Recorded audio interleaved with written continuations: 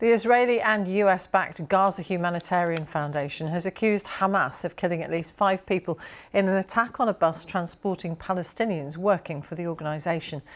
The BBC can't independently verify this statement by the group, which was set up earlier this year and bypasses established UN humanitarian operations.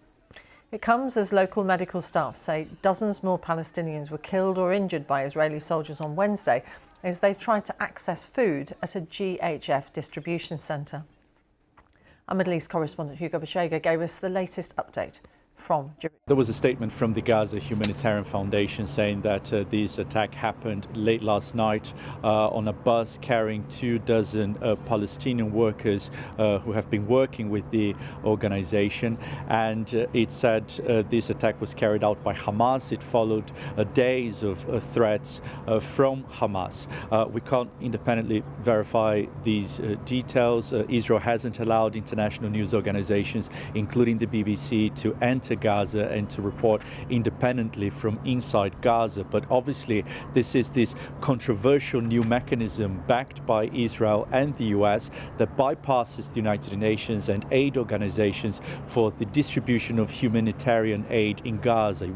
It started operations 2 weeks ago, and almost every day there have been deadly shootings around its hubs. It's a mechanism that has been described as insufficient because a very limited number of people are being given a very limited amount of supplies in those hubs, and also as inhumane because it requires people to travel to these crowded distribution centers at great personal risk. The United Nations has refused to cooperate with the Gaza Humanitarian Foundation, and according to health officials in Gaza, more than 160 Palestinians have been killed trying to get aid from this mechanism.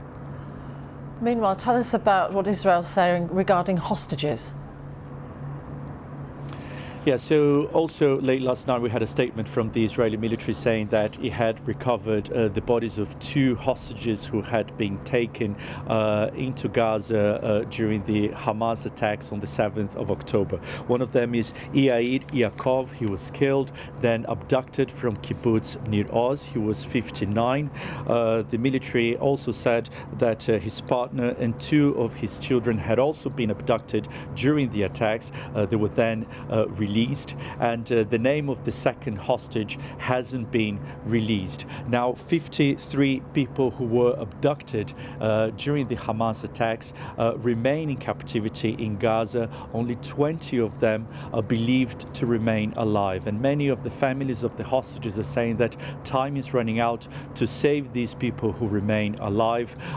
We've seen that there have been very difficult negotiations for a ceasefire and hostage release deal between Israel and Hamas. In the last few days there have been reports of some progress in these negotiations. Many of the families of the hostages have accused Prime Minister Benjamin Netanyahu of not being interested in striking a deal with Hamas, of prolonging the war in Gaza for political purposes. And again, they've been warning that time is running out to save those hostages who are remaining alive in Gaza.